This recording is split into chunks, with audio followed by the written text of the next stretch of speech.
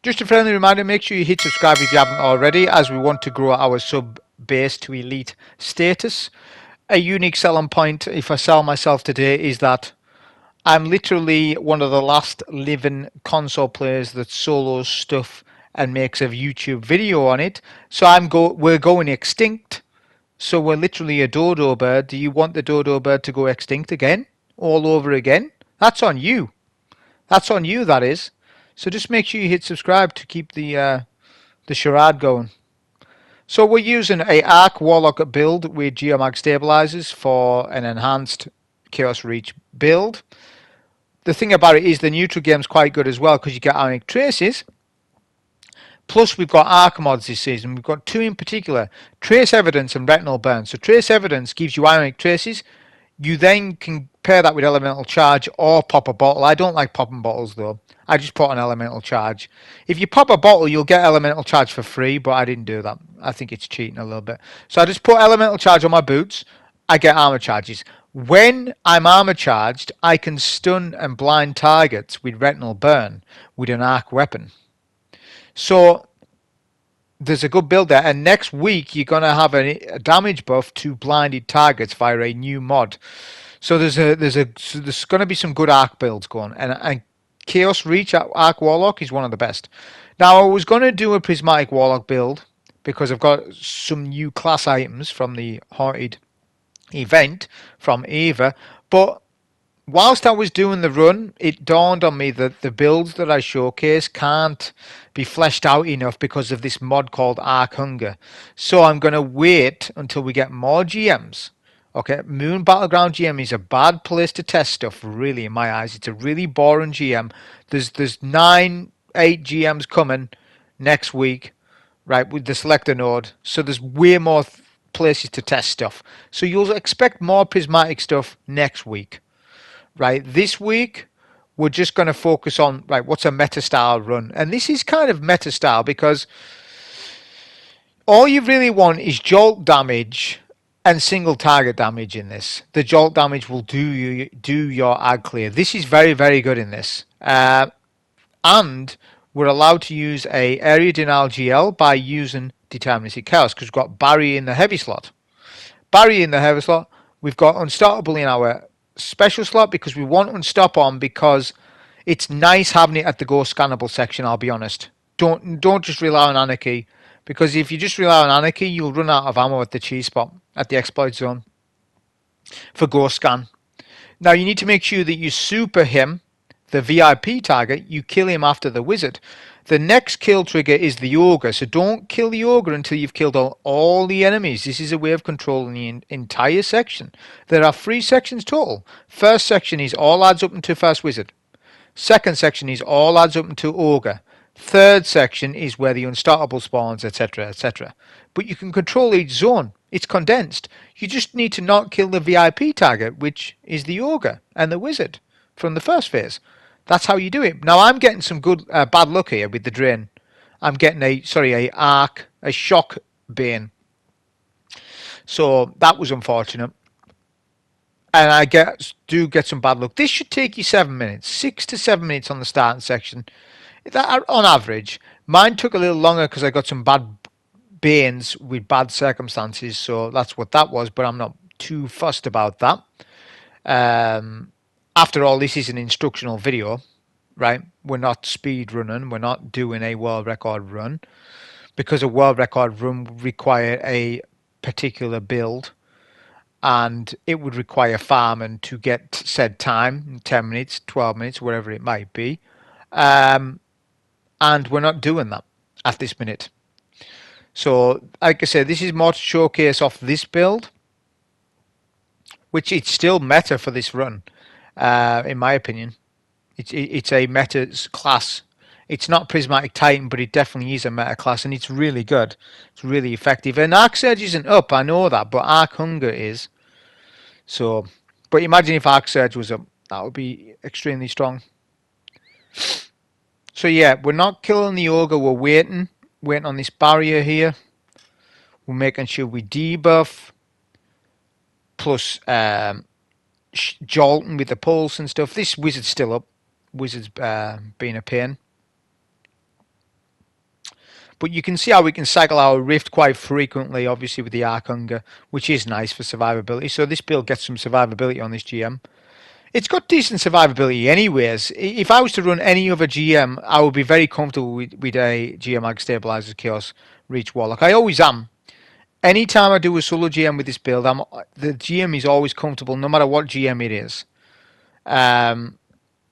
It just works because of single target damage and the amount of supers that you can get because of the Ionic Traces. So we're going to kill this Ogre here. That will spawn in the final phase. We get a bad Bane again, which is unfortunate. We're going to wait for this unstop. We're going to do a stop here. We should have debuffed, but I was a bit... What's the word? I wasn't confident on fighting there because of that Drain Bane, so we back up. This works out good. It doesn't look like it's the right play, but it is. Look, Unstartable chasers. So we've actually isolated the Unstartable, which is the danger in this situation, away from the barriers. Next target, I would say, is try and deal with the Ultra Ogre, which we're doing that now. I'm going to push up a little bit, try and get some debuffs plus Jolt going. Now this pulse rifle has Jolt and feedback, which is better than Vault Shot. It's the new Vault Shot and it is much, much better for endgame. Simple reason is this. If you're up against 4 barriers, you can activate Jolt. If you had Vault Shot, you would not be able to activate Jolt.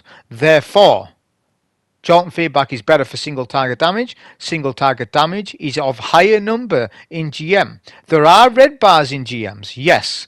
And Vault Shot is good on rocket sidearms. But as for like legendary primaries, Jolt and feedback beats Vault Shot. And if you think otherwise, I don't know what you're thinking. But you are entitled to an opinion, I suppose. But Jolt and feedback, for me at least, is definitely king. One of the best perks in the game. As soon as I saw it, I was like, oh no, we're done now. We can activate Jolt on demand anytime we want. Which that was Vault Shot's weakness, because Incandescent was better. Volatile rounds, well, volatile rounds maybe not, but Incandescent, I always preferred Incandescent over Vault Shot on primaries. I thought it was a stronger perk. We're not counting rocket sidearms, because rocket sidearms are almost like exotics anyways. But primaries Incandescent was stronger, but now you have Jolt and feedback. Well, Jolt and feedback strong. It's the stronger perk. Now we have 1 barrier left. I'm going to skip him. Why? Because we can still get platinum rank even if we skip. So don't point that out and say I skipped a barrier, because I did, but it doesn't matter because I would still get platinum, because we're going to do the relic part where we spawn 2 extra champs. If you successfully complete the relic part, you do not get 2 extra champs. But getting the 2 extra champs will give you a cushion for platinum rank. Do you understand it? So this is not me guessing, right? Because I'm sort of over the whole thing of telling people what champs you can skip and what champs you can't. I'm factually telling you it like a book. I'm telling you it like a bullet point. You can skip a champ as long as you fail the relic section. I've told you outright. There's no like, you can't answer me back and say no, you're wrong, because I'm right about it. Definitely. It's been means tested. Ask other people, they'll tell you the same. I've seen other people mention this. So it's absolutely right, you can. If the barrier's been a nuisance, which he does, the final barrier in that first section is, we're speeding up footage here just to skip, because we're just skipping all these ads really. Okay. We're going to get to the scannable section. We'll use a super here just to clear them out. Why not? Doesn't matter, because we don't need super. You cannot use super. You may as well wipe it, because you cannot use it in the cheese zone. You can only use your weapons and your grenade. And you cannot use Heal and Lift. And you cannot use your melee ability. Just what I've said. Grenade, guns. That is it. You will get a champ and VIP target. 2 champs, that is, at 25, 50 and 75%. 75% there will only be 1 champ. You need to kill all these targets to make sure that you get 100% arc progress. You cannot move your character, only your camera. That's all the information about the exploit zone. That is it. That's all I need to tell you about it. So let's talk about something else while this footage is rolling. So there's some news come out recently about a guy who does specialist DPS and speedrun style videos, which that is the guy by the name of Aegis or Aegis. I like to call him Aegis, but I'm aware that he's called Aegis. Well, I like to call him Aegis because it sounds right, like the Aegis Shield relic, right? That's it. That's just what I like to call him, so I'll call him that.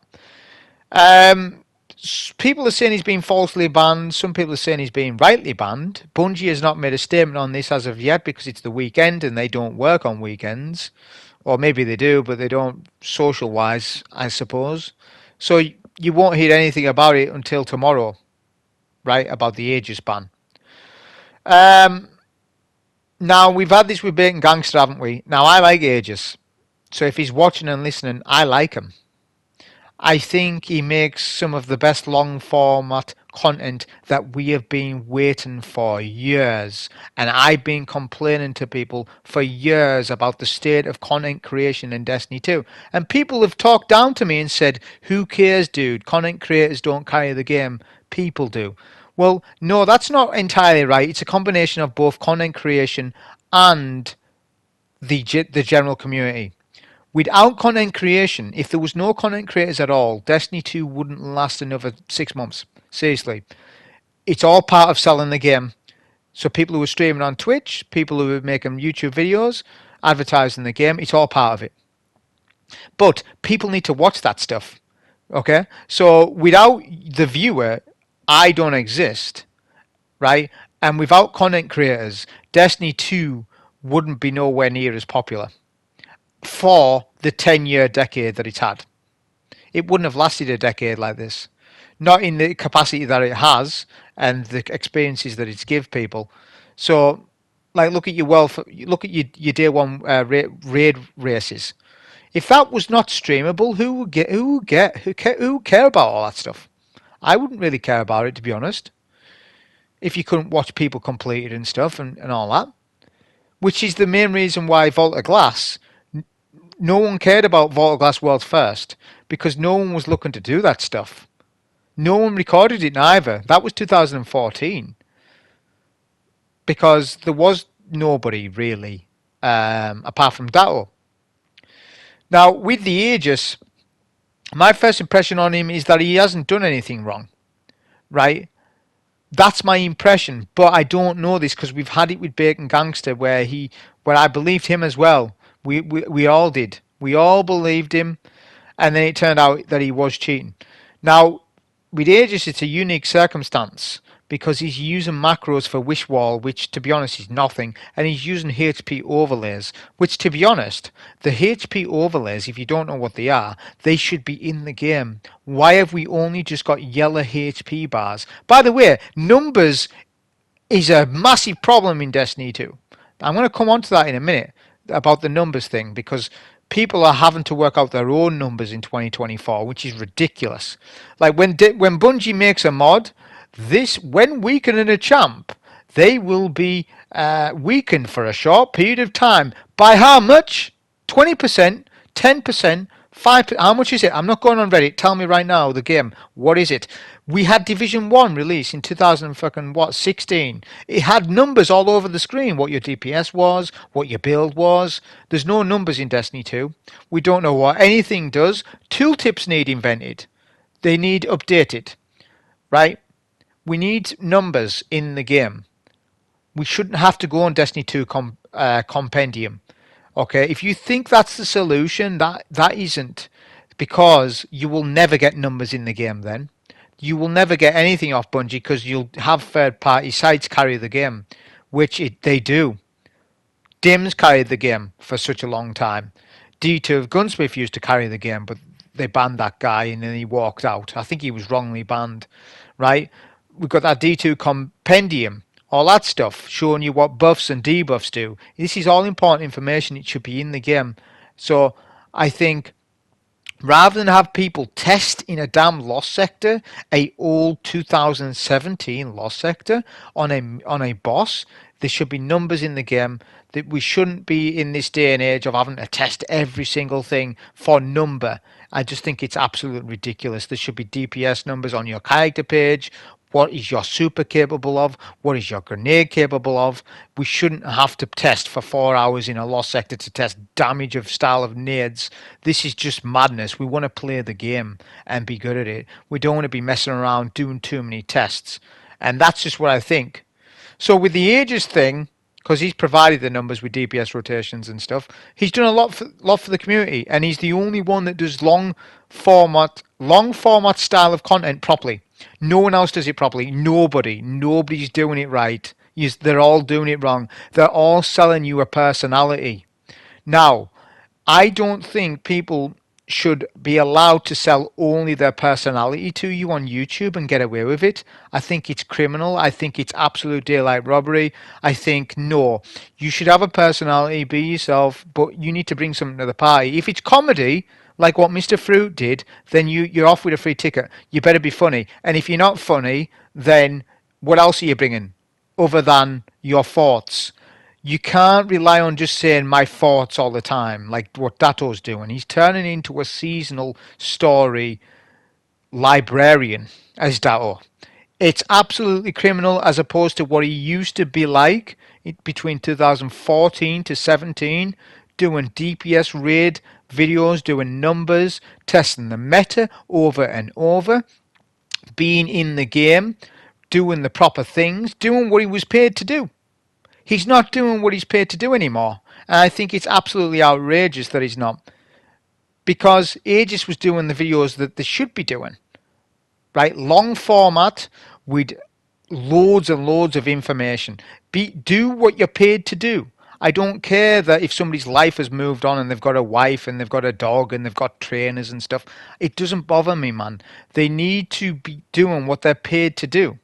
That is as simple as that. And if they can't do it, or if they're too busy, then give up the mantle and give it to someone else who will, because there's hundreds that would replace Dao within a heartbeat. If he said, I'm quitting tomorrow, there'll be 500 or 600 people behind in a queue. I'll take his spot, and I'll do it much better than him as well. And that's the issue that we have, is that there's no long format content that's good anymore by the big guys. Cross does a half decent job of it, but he's starting to fail at times. He's starting to get off the. He needs to get back to who he is. Stop making news videos. He's doing it over the top. Get back to what you used to do. Cross, do more testing, less opinion based. Stop selling your personality over and over and over. Yeah, I know what your personality is. Sell the information and try and be best in your field, because he's nowhere near best. Is Cross. He's nowhere near. When's he last solo? Did he solo a GM? He tries and then gives up, which he can do him. He just gives up too easy. Like, Cross, you're not a bad fella, but you need to like start pushing yourself more in PvE. You're way behind. You're playing like a 2017 player or something, 2018. You need to come back up, right? Do some challenges. They don't have to be solo, but do some challenges and push yourself a little bit. But he's the best amongst the top of them. So there's that. But the whole Aegis thing, like I say, it makes me think that, look, he's offering the best long format content above anyone else. You know, your Fallout players, all those guys, you can't rely on them. I don't rely on any of them for any information, because it's all long-winded and they take your time up. All they're doing is killing your time. That's all they're doing. They're selling you their personality. Hey, this is my personality. I play Destiny for a living. Come and support me. Yeah, that's fine, but what are you good at? Bring something to the party. What are you an expert in? If it's nothing, then I'm not talking to you. I'll look at someone else then. And that's what I'm saying. With Aegis, he filled that role and he done it properly. But if the guy's done something wrong, he's done something wrong. I don't know.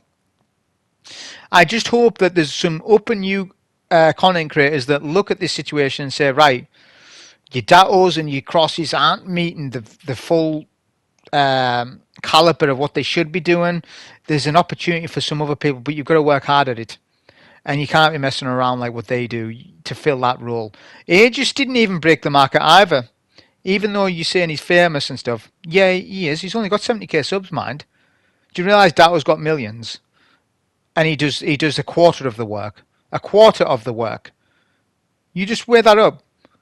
So Aegis was probably working 4 times harder than Dato. But Again, he's got this controversy going on. So I hope it's a false ban, but I don't know either way. I'm just saying, think next time, viewer, on what you're watching and whether they're giving you a good time in terms of when you're watching it. Like, are they making it worth your while to watch it? Other than their personality, because that's never an answer. Not in my world. Just because someone's got a good personality, I don't care if they've got a good personality or not. What are they bringing to the party? It's got to be something good. And if it's not something good, do what you're paid to do. And if you're not doing it, there's 500 people back of you that will do a better job than you. And that's how I think about the matter. So this fight done, our build done really well. We didn't do a cheese. We opted to do the old, just traditional, I guess. But spawn killing enemies and stuff. We're on battery phase now. We're going to use a Chaos Reach here to melt one of the captains. It was worth to do that because that's one less captain. And another third will not spawn in. It'll only be 2 at a time, which is actually good in our favour. Because the unstartables on this loadout, I opted not to super the unstops because there's basically virtually no time to do it for, like at the start of the phase. So it was better to just wait it out and take them like this, look. So most of the ads are down. The unstartables are not a threat anymore, and they don't even think they can gum down here because there's stairs, and unstartable champs don't understand what stairs are. So we can literally just do this, look. So I actually think, I mean, I know it's got Arc Hunger on, and Arc Hunger makes it a lot easier, but Battlegrounds Moon isn't too bad to do. You just need to know when to rotate and stuff. There is times when you might need to do that. We've got a Meteor Captain. This is what I was on about with Banes. Banes do spawn at the boss fight, which I do think is a little unfair, but I think it's because it's a Battleground strike, Banes spawn. Whereas Lightblade, no Banes spawned at the boss fight. Proven Grounds, no Banes spawned. So you're seeing a pattern. So I reckon it's a Battleground thing that Banes will spawn. This has been balanced strike per strike, the Banes, which is interesting that they've actually took the time to do that. I didn't think they would have it in them to do such things because everything has been standardized over the years. They wouldn't independently balance a GM like that, and they have, which is interesting, and that each GM has its own modifier as well. That was also interesting. So that did shock me that there are unique GMs with different rotations of mods, and those mods have been API data mined, by the way. So all mods for all GMs are known now, right now. So if you want to know about it, and I can tell you what it is, but I'm sure you probably know, but you might not. I don't know. So we're just dunking our batteries. We just need to make sure that when we do dunk, that the second captain doesn't push us too much. Also on ad spawn, we need to get a pulse grenade down and some GL, because the GL will assist with the jolt from the pulse grenade, even though the GL doesn't jolt, but the ads have already been jolted by the pulse. So it's a better way of ad clear like that. So I like to do a pulse grenade, then LMG, then go to my zone here, right? So yeah, we're just calculating here what's happening, because this captains are pushing, so I'm going to have to go to the other zone. You just need to be careful when you're going from cover to cover that you are careful of the boss's snipe. Yeah, they don't seem too aggroed on me. This is a slowed Bane, which is actually the best Bane possible. I believe it's the easiest Bane to deal with from range. So you want to run past the orb and pick it up at the same time so that the boss doesn't snipe you. Then this captain pushes. Wow. Why did the captain lose his AI tracking there? That's so weird. Sometimes, you know, with this game, there is PvE AI scripts to all enemies. I know there is. But there's some randomness to it, where sometimes it's almost like you're gifted a favor of the 9. Sometimes it's just like the ad just does a taunt, or just doesn't attack you. And then some other runs, he'll just melt you down, because these captains do melt. So it was weird that I should have died, but the guy didn't shoot at me. So I was gifted that. He just got confused for some reason. But again, it was sort of unfortunate timing. He went down the stairs as I went up them. So yeah, standing here is not very good for aggro and the captains, because if we do kill captain there, the relic is right next to the boss. We can't pick up that relic where the boss is. He'll snipe us as we pick it up, which is no good. Then we're a cleanup kill off a captain. So we will move. I'm going to end up moving in a minute.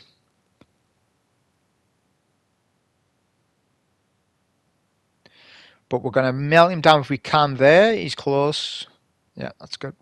Worth the ammo spend. Plus we're max on ammo almost. So that's another good reason why we've got Deterministic on, because it's a dual wielded weapon and it is literally one of the best GM weapons in the game. I've said this a few times now. And I think people need to start considering it far more, especially when Void Surge is on. Because you know why? It's because barrier scout rifles are terrible. There's something wrong with scout rifles. Oh no, sorry, no. I'll tell you what it is. This is why it is. If you're on a Hive GM with Hive champs, their shield is bugged. You cannot crit their shield, making it mean that you body shot their entire barrier down, which is why you're struggling to take their shields down on Hive GMs. That is the reason. But scouts are just not that strong anyways, like legendary scouts, that is. The only scouts that are feasible in GMs, in my opinion, that feel nice to use are kinetic tremors. Energy scouts, not really that good. Unless it's like a double barrel perk one, like Doom of Chelchis. Doom of Chelchis is okay. It's palatable, but again, it's not meta either. I think certain pulse rifles will melt down enemies quicker than like Doom will as a scout. So that's the reason why people are starting to gravitate back towards Wishender, Arbalest, Deterministic Chaos now, because it sits in the heavy slot, frees up a weapon, meaning we can use the Eridin LGL, right, which is super strong. I actually think these Eridin LGLs are as strong as Mountaintop, if not stronger. I found myself not using Mountaintop at all this season. Barely. Barely using it. Not because Mountaintop's bad, just because how strong the debuff is via area denial GLs. They might be slightly too strong, but they want them that way right now. But yeah, I thought myself, man, I haven't even used Mountaintop. Although Mountaintop's still fantastic. It's like, but these Ergin LGLs must be super strong if I haven't used Mountaintop at all this season. Barely. I might have had it on once or twice. And that is it. So yeah, that's the situation on that. We're on our final battery. We have a battery there, but look, see where the battery is. We can't get it. It's no good to us there, unless we could go invis, which we cannot. So we're going to go loop background here, and then this is a better place to stand for when we are aggravating the captains. We'll try and get some Jolt on him. Again, Jolt, would Volt Shot be working here? I ask you, viewer. Tell me how Volt Shot works here. And don't say, well, I'll melt a captain, then proc Volt Shot on the other one. Well, why would you want to do that? You only need to melt one captain, not both. So it's a prime example of, okay, Jolt and feedback, and it can be procced on bosses. You don't need a requirement for Thrall. Not every boss has a million ads surrounding them. So again, I think I've had a few people mention, oh, but there's Volt Shot. Man, Volt Shot just isn't the potent. It just hasn't got the same strength. You need to understand the basic understanding of proc and perks. If you can proc a perk by just shooting or doing damage, it is always better than a perk that has an activation circumstance. Right? You need to reload to get it to work. It's a big deal. Big deal. Big difference is Jolt and feedback and Volt Shot. So the captain was still, I think there is still some captains alive, but we're going to now do some rotation. The ads have spawned, so they've spread out, so I didn't do any spawn killing, which has hindered it, but I prioritize safety over spawn killing in this case, but on the other phases I will spawn kill when possible. We're going to use a Curse Reach here because ads are spread out. We could have a nade from a stalker come at any time, which is the biggest threat in this. It's not snipers, it's Screebs and Stalkers. And if you want to do map rotation, just left and right like this. the backside of the map's good for that. But yeah, we're just looking at if there's any screeds, because a screed might almost kill us, so we've got to be careful on that. So now the boss we can see is at the top side map, so we can strafe in and out of this cover here. We'll need to proc our Arc Hunger, which we just did that. Let's get some super energy going. We'll clean up the rest of the ads. So do you see how much of a more of a nightmare this phase is? Because I didn't do ad clear. I couldn't. The reason was because of the captains. Doing ad clear and standing mid is not a good thing to do when there's captains alive. So that's why that happened. But I'm just telling you, when ads spread out, they're much more threatening than what they are in a group. Because obviously we've got Jolt, we've got ad clear capabilities to take out packs of enemies.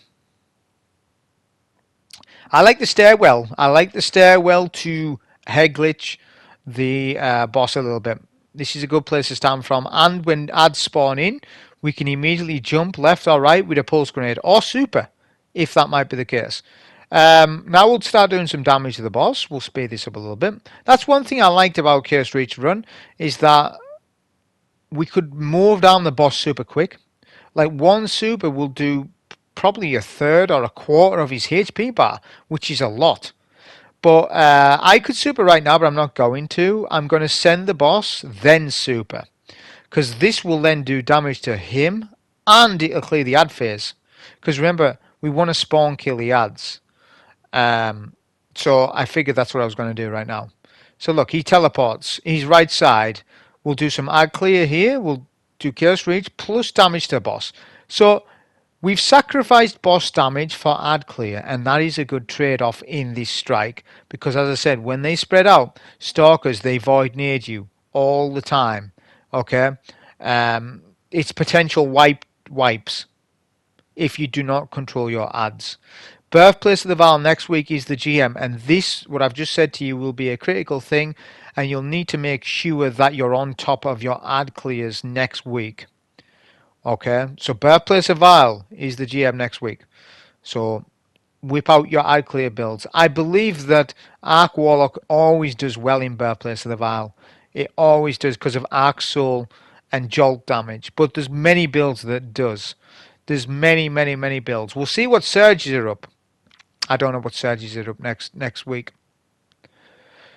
So all ads are down. We have bossed less than a third, well, about a third HP. I believe there's one or two more waves. So we're just going to keep debuffing. We can pulse nade. We can use machine gun. We've got options. This is why I like this build. It's so diverse with the deterministic, area denial, and the pulse. You could apply this for every GM because it's every single mod. Right? It's every single mod that you need for champs. So I actually love it. I think it's a stock loadout. And then your build can complement it. You can let your builds do damage to champ and just get shield breaks with deterministic. If void surges up, then take advantage of it, and then you can melt the champ down as well. So you've got, it's such a versatile weapon. Now Leviathan's Breath is also versatile, but in my opinion, Deterministic Chaos is better than Leviathan's for GMs, just because it's easy to have unstop. We've got pulse rifle, right? But barrier is not as easy because scouts are bad. So deterministic makes up for scouts, basically. Now you could run just Wish Ender. I don't want to run Wish Ender though, because Wish Ender is boring to run though, isn't it? Even though it is effective, there's no doubt. I've run a lot of Wish Ender in my days, so I'm not going to start putting on Wish Ender when I don't need to. Do you know what I mean? I don't need to run Wish Ender. It takes up an exotic slot. For what? For barrier champs? Deterministic does that and ad clear. Whereas, you know, Wish Ender is just going to slowly do ad clear. It's not going to do anything special. It'll do single target damage well. You know, it one-shot red bars, fair enough, but I'm so over Wish Ender. I might use it next week. We'll see what happens. I do get bored of weapons, and then I get bored of weapons, and then when I haven't used a weapon for a long time, I use it, and then I'm happy to use it. I sort of go through phases and cycles of different weapons, which you're allowed to do that because there's enough weapons for you to get by in the game, so you can actually do that. We're not going to be doing the clear on this. I will be going to orbit to keep the checkpoint. If we complete this now, I will lose the Battleground Moon checkpoint, meaning that I will not be able to test next week, right, with the new sandbox. So I'm keeping this particular GM. I'm keeping a lot of them, but this one I'm also keeping. So I'm not going to complete it. We've transcended loot.